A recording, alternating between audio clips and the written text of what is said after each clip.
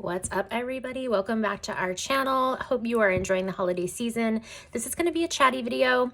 This is not a cash envelope stuffing. I'm going to be explaining how I'm going to be setting up my budget in December for 2024 and how that's all going to happen. So I'm going to go ahead and switch to recording on my iPad so I can show you guys a little visual that I worked up. And I'm so glad you're here. Thanks for watching. Be sure to like, comment, and subscribe. Leave me your feedback down below. Let me know if you're into a similar budgeting method and how it's been working for you. Okay, everybody, so filming the screen on my iPad didn't go exactly how I had planned, so I'm going to just doodle with you guys while I explain my process. So I get paid once a month. That money gets direct deposited into the bank. And at that point, the money that I have in the bank, a couple of different things is going to happen with. So the first thing I'm going to do is pay my savings accounts.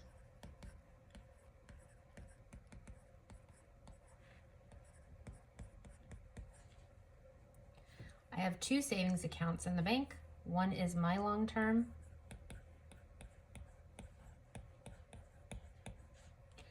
and then I have my kids' long-term.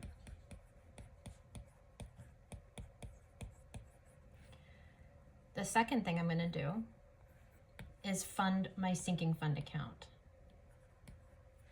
So let's just go ahead and say pay sinking funds.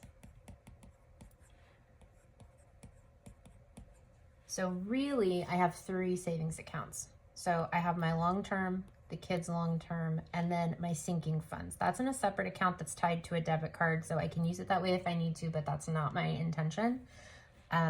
Just so you guys are aware of that piece. So after I pay my savings accounts, then the third thing I do is leave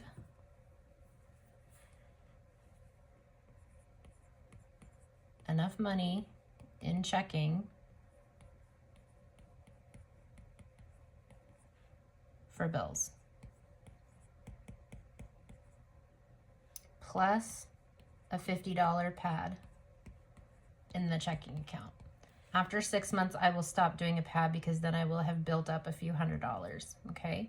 So those are the three things that are gonna happen right when I get paid, all right? The last thing I'm gonna do that has to do with the bank for right now is withdraw cash for my variable expenses.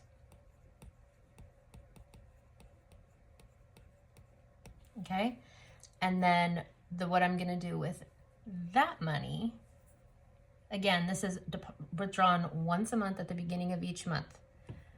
That is the money that I will use to stuff my minimal cash envelopes.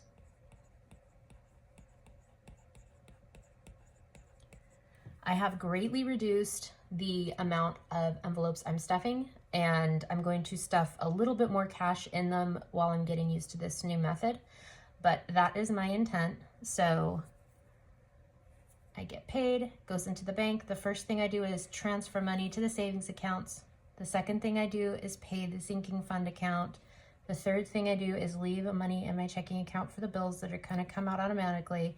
And then the fourth thing I'm gonna do is withdraw the cash for my variable expenses that I'm gonna stuff my envelopes with on a weekly basis. Okay, so this is kind of what I would call like my phase one.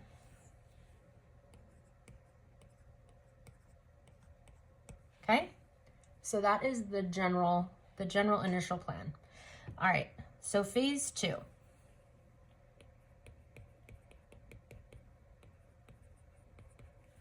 I have a credit card that I want to use for all variable expenses.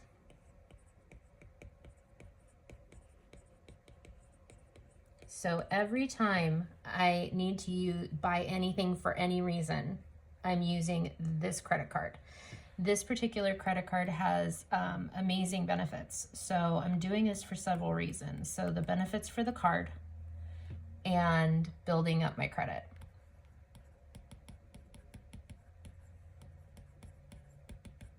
Now, I've had several issues in my life using credit cards, but I feel like I've used the cash envelope system long enough that I can do this. And if you guys can help keep me accountable, this is how I'm gonna do that. I am going to pay the credit card weekly. And by paying it, I mean paying it off weekly. Every Friday, because I do not want to incur any interest charges or anything like that. How am I going to do this? I am going to track my expenses, and I'll show you how I'm going to do all that in just a minute. And I am going to unstuff my variable expenses cash envelopes.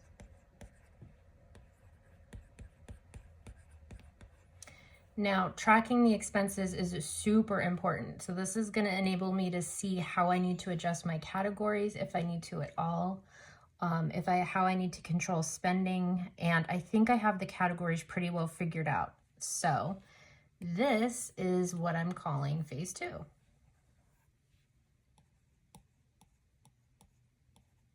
Okay, so by doing it this way, I get killer benefits, I'm building my credit, and this is how I'm creating the accountability.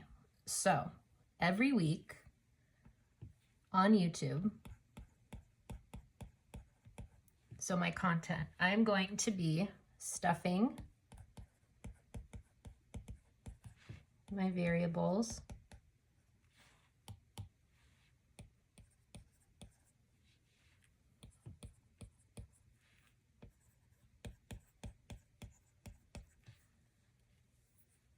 and then I'm going to track the expenses. And then I'm going to restuff my variable envelopes.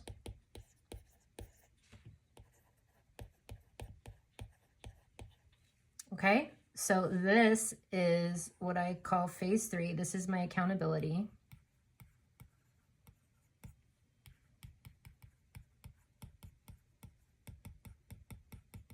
Okay, so I'm going to do this, and that is how I'm going to make all of this happen.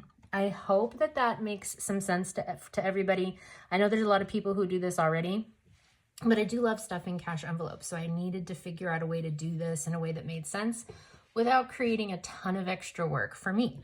So that is the plan. And now I'll go ahead and show you the tool that I'm going to use to make all this happen. Okay, everybody, so this is the budget plan that I'm working with. So we can see I have a couple goals here for the month of December. So my goals are to track my expenses for the entire month on a weekly basis and pay off my city card every Friday. So my income sources for my full-time job, YouTube, if I get paid, usually right now I get paid every other month. And then if I have any other miscellaneous income from, I don't know, Etsy or selling something my family and I no longer need, I can put that in here.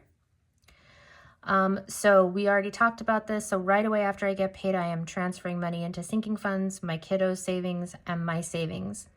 Debt payoff, we will come back to that. That is more if I have any extra wiggle room I can build into my budget to do this piece. This is not going to be an every month thing, but I'm going to try. So we are going to stuff $410 per week for the month of December. That's my initial plan. This is the section we have for bills. So every month my bills total up to be about $2,630. And my expenses, this is what I'm going to be cash stuffing. So I only have 7 envelopes left. That's all. So we are going to be stuffing $410 a week, $50 a week into buffer, $60 a week into dining out, $30 into fun, $40 for gas, $200 for groceries, $15 for kiddos things, and $15 for my things. This is just the initial plan. You'll notice I'm kind of heavy on the buffer. That's because I want to build up a little bit of a buffer in case there's any kind of issue, and then I need to get, you know, adjust everything as we go. I'll probably start adjusting in January after I can see what's been going on for the month of December. Okay, so that is the plan. Let's see what else. Okay, so I'm gonna go ahead and flip to the second page. This is the monthly budget setup page. So I'm gonna go over to the weekly check-in. This is the weekly check-in section. I'll be using this section every week when I check in with you. It lets me know what my beginning balances are here. So I'm gonna log that information, and then I'm gonna log how much I spent in each category and what my remaining balance is. And then my remaining balance is gonna fall down into the next week to be the beginning balance of the next week. Okay, so how am I gonna know what I've spent? Let's go ahead and go over to the transaction log. This is the transaction log. I've got it set up to reflect that it's all coming out of my Citi credit card. I've color coded my my cash envelopes, which I'm gonna use for, you know, expense tracking. So if we ate out at McDonald's, I'm gonna color code that green, and then I'm gonna add them all up, and then I will bounce back here, and after I total everything up and add this into the spent column right here. I hope that makes sense, and that's gonna help me know what's going on. So this is the transaction log. We've also got a really great log here for sinking funds. So if I decide I want to start tracking my sinking funds digitally, I think I probably will, because if we need to, obviously we're going to be needing to spend out of there once in a while for things like car maintenance or school fundraising or medical, something like that. I would log that in here so I could keep track of what sinking fund is sitting at what balance. I hope that makes sense. And then we also have a debt tracker right here. So if I wanted to, I could track debt payment. I don't know if I'm going to be doing that right away because this is going to be a big change for me. So also have a savings tracker, which is really, really handy. So I'm really looking forward to getting this all moving. If you guys are interested, this is a digital planner. I did not make this planner. I'm a huge fan of the gal who does though, Stephanie. She's amazing. I will go ahead and link her Etsy shop for you down in the description box below. This is the Ta-Done, like Ta-Done, monthly planner. She releases these every month, and they're pre-decorated, so you don't have to do a lot of fussing, because I'm not one of those planner people that has to decorate everything, but I like a little bit of something here and there. And I'm not going to do a planner walkthrough. Let me know if you guys want me to do a digital planner walkthrough for you, and I'd be happy to do that. But I'm going to keep this this specific video and the preceding videos tailored just to the debt, and not the debt, the budget. So if you guys want any other information, let me know. But that is my plan moving forward. I'm really looking forward to taking you guys along for the next part of this journey, and I hope you guys are well. I'll talk to you later. Bye, guys.